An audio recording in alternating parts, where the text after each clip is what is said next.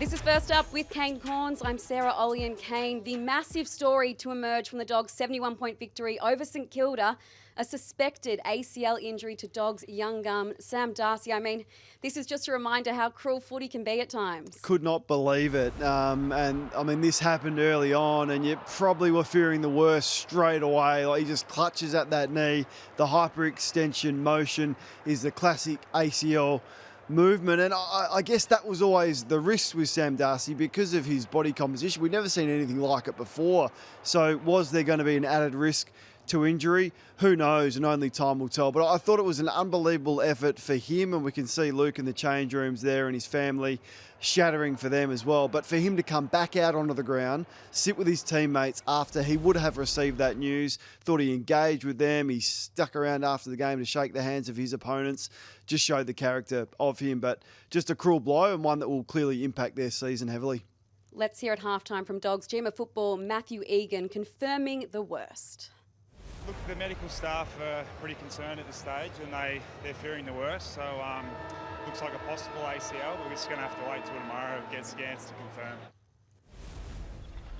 So, Kane, I guess moving forward, because that's footy, we've got to move on to the next day, and scans on Monday will confirm whether or not Sam Darcy has indeed ruptured that ACL. I mean, how do they fill this massive void? He has been so influential for the Dogs, and there is a number one pick by the name of Jamarra Ugle-Hagan, who, were it not for personal reasons, would be available. It's a very complex and vexed situation now. There's no doubt about that, but it will add to the scrutiny on it, won't it? I mean, the scrutiny couldn't be any higher and heightened any further, but this will add to that if that's possible, and they're going to be asked about this repeatedly, like they are anyway. Like every press conference Luke Beveridge holds, he's asked about it. But I wonder what's going through Jamarra's mind. Is this the motivation that he needs or not? Is he not even thinking like that? It's impossible to guess, so I won't. But what I do know is that it's going to take him some time to get conditioned to be able to be in a position to play at that level. And can they get him back for the last 6 games of the year? I don't know, but clearly this is only going to add to that speculation and his future.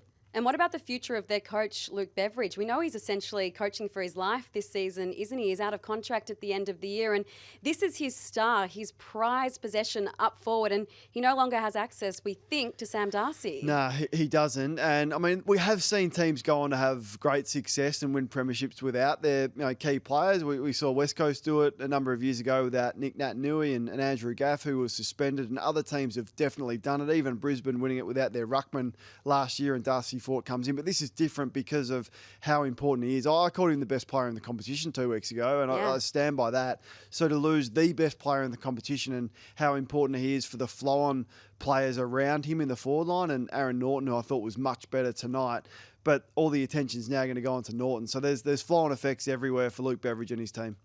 So if you're looking for a silver lining, if you are of the Dogs' persuasion, it has to be the return of their skipper, Marcus Bontempelli. It didn't look like he'd been out for 6 weeks. Kane, he was sensational. 2 goals from the 30 touches. Unbelievable. Like, to think that he could miss that much football and come in and do that speaks to his professionalism, which we've never, ever questioned. But just look at him. Like, look how lean he is and how hardened he was. And if you're off your legs for 3 or 4 weeks, but to still be that fit, 2 goals, listen to the crowd. They loved it. He actually started across half-back, spent a bit of time forward, but did most of his damage on ball. Played minimal minutes, like just under 3/4, so factored that in as well for his 30 touches and 2 goals. So they were able to manage him because the result wasn't in doubt, which was really smart. So, yeah, it just speaks to the champion that he is. And I wonder whether he was watching Nick Dacos on Thursday night and everyone's speaking about him after and going, hang on, don't forget about me and we won't be forgetting about you. It was great to see him back out, that's for sure. But a word on the Saints. I just thought so disappointing. Just the 4 goals after quarter time, Kane. And coming into this match, I really thought it was 50-50, but a 71-point belting in the end. Deplorable. I think Ross Lyons coached 356 games and only 14 of those have been defeats by more than 70 points. So that's one of them tonight. And look, I held on the Saints. You've been pushing me on them for a couple of weeks after they started the season well. It's just a hold because they don't have the quality. Like, you look there tonight and it's so glaringly obvious that they are missing probably 5-star players. They need a key defender badly because they've got Caminiti and Wilkie, who's a gun, but they need another one. They need 2 or 3 midfielders, and they definitely need a small forward to help Jack Higgins and a key forward if it's not Max King. I don't know who it's going to be. So their list management has never been more important. They know that. And Rossline has done a good job of getting the most out of what he's got, but what he's got isn't very much. And we saw that on display tonight. Earlier in the day at the SCG, it was Port Adelaide holding off a fast-finishing Sydney outfit. I think the Swans in the end had 13 scoring shots to the Powers 3 in the final term, but in the end it didn't matter. Port Adelaide getting up by 8 points. But I want to take you back, Kane, to that first term, because for Swans fans, I'm sure it was a frustrating watch. At one end, you had the ruthless efficiency of Port Adelaide, and the Swans just couldn't nail that kick going inside 50. Oh, didn't they butcher the footy? And we're watching them here, like kicking it to outnumbers or kicking long, high balls that did not give their forwards a chance whatsoever. That's Blakey under no pressure and McLean on a lead-up. You just have to hit that. So I'm not sure why they've broken down so badly. Part of it is clearly through personnel, and Amati's not there and McDonald isn't there. I understand that.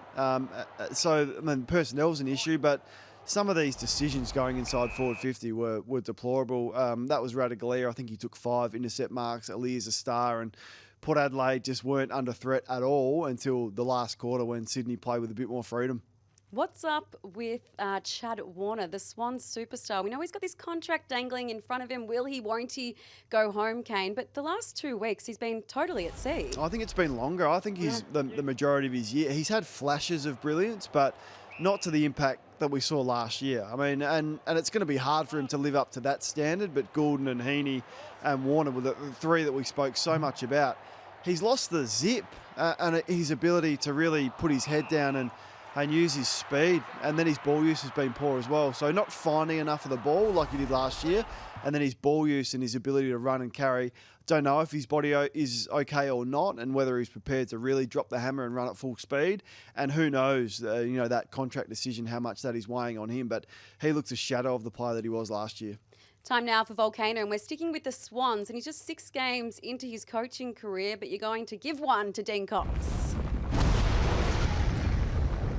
Yeah, and he deserves it. I think the use of Tom McCartin has just been so hampering for his football. I mean, he started the pre-season, he was going to be a forward. That lasted 2 weeks or 1.5 weeks. Then he's a defender because it was so obvious that they desperately needed him as a defender. And then someone gets injured, so now we're going to make him a forward again. And then he goes back, and now he's forward. If there's one way to disrupt a gun player, do that. What meetings is he going to during the week? You can see the frustration. Dean Cox coming to the interchange bench, didn't think he carried himself that well on there, and that would have been, very obvious to his players that were alongside of him. But McCartin is a gun defender, a gun intercepting defender. So he starts forward, now he's back. Where's he going to be next week? Who knows? But if there's one way to derail an individual season, it's the way that Dean Cox has used his gun key back.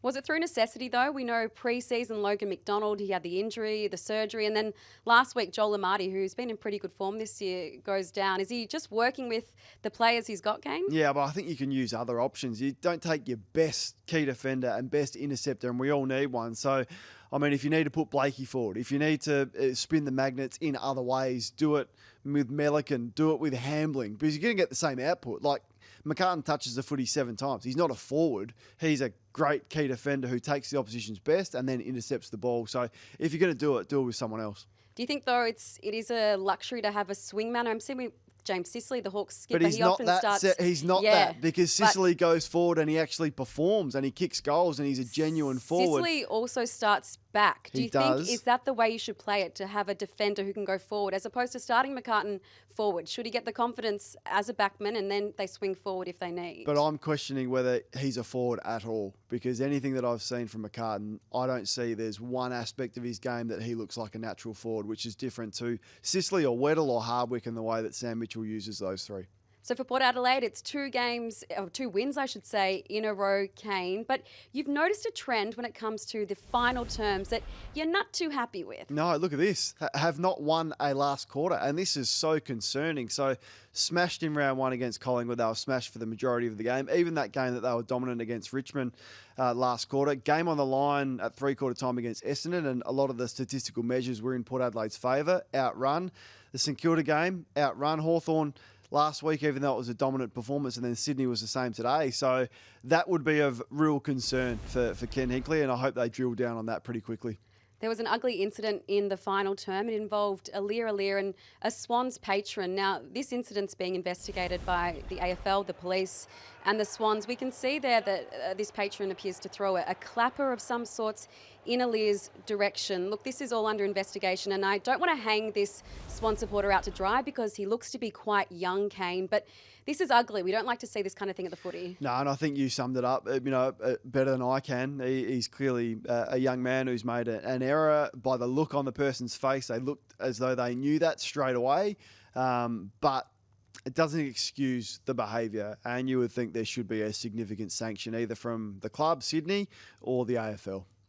At halftime, we saw that Ollie Wines, the Brownlow medalist, was subbed off. This was for a heart flutter or palpitation. He's dealt with this for the past 2 seasons, and this was his coach, Ken Hinkley, allaying fears post-game. Yeah, to the best of my knowledge, Ollie, had a little another one of his little episodes on his heart, which our doctors got well under control. So if that happens, he has had, in the past, that little procedure to look after that. Obviously, it come back a bit today. We have a good handle on it, but that doesn't mean we won't keep exploring what we need to do to support Ollie through that. He's pretty comfortable in the rooms. He come back out on the bench. The good thing is, unfortunately, he's experienced it, so he knows how to react with it. And he's self-diagnosed. He comes off and says, my heart's doing a few silly things at the moment. So sounds really bad. I don't mean to talk about someone's heart, but the reality is he's got a good handle on it. Our medical team have got an incredibly good handle on it. So we feel safe enough around what's going on. So we'll protect Ollie, make sure we do all the tests again this week. And wishing Ollie Wines a very speedy recovery there. Now, Kane, I'm not sure about you, but my tipping this weekend, Scheisenhausen, not very good, and that is because clubs like Richmond are getting up against clubs like the Gold Coast Suns. And would you believe the Tigers now have 2 wins? That's as many as they recorded last year, and there's still a lot of footy to come. Are you liking what you're seeing from these young Tiger Cups? Absolutely, I am. And not only the young ones, but some of the experienced ones as well. But look at that. That's a great result, particularly the boost that they got from the first game against Carlton. And then there's going to be some ups and downs, there's no doubt about that. But if your experienced players play well, and we're looking at Taranto, and I thought Hopper had his best game in a long time, and Vlosten with his 7 intercept marks.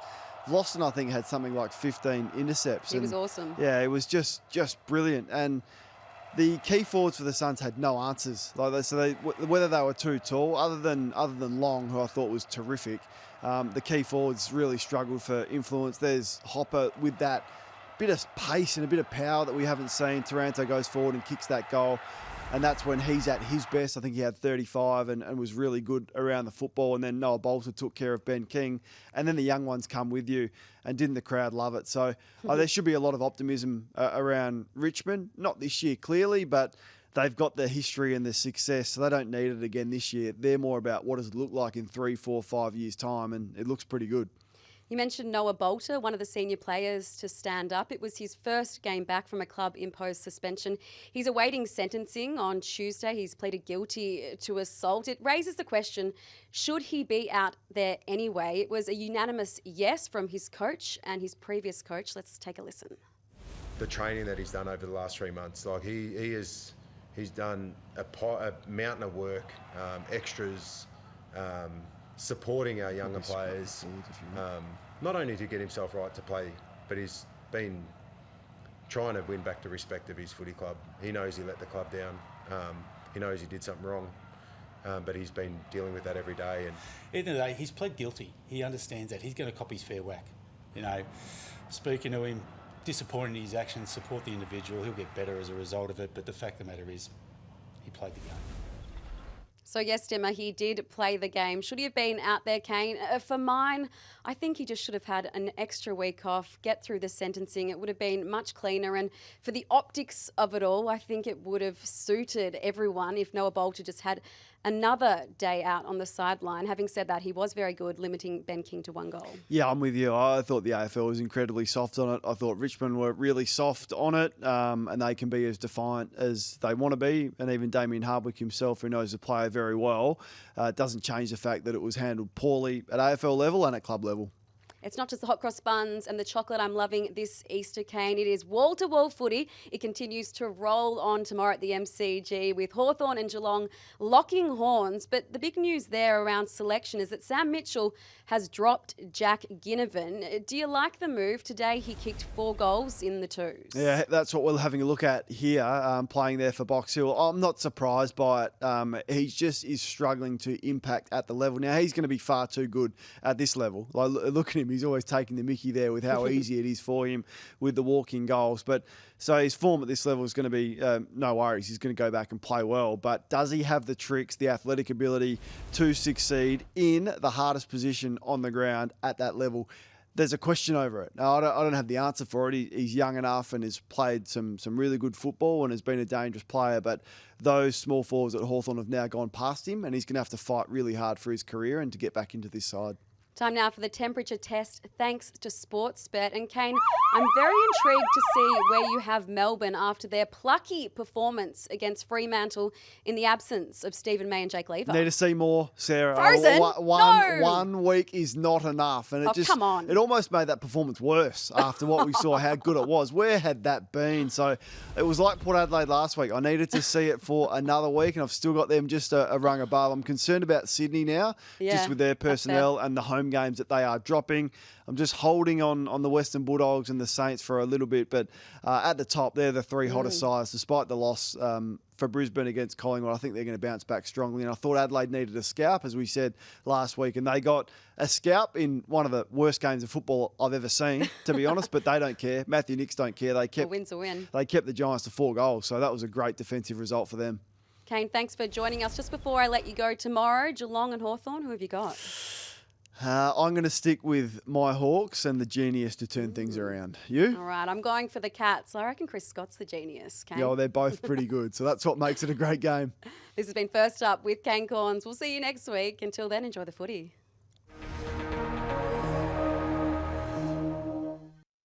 What's gambling really costing you? For free and confidential support, call the number on the screen or visit the website.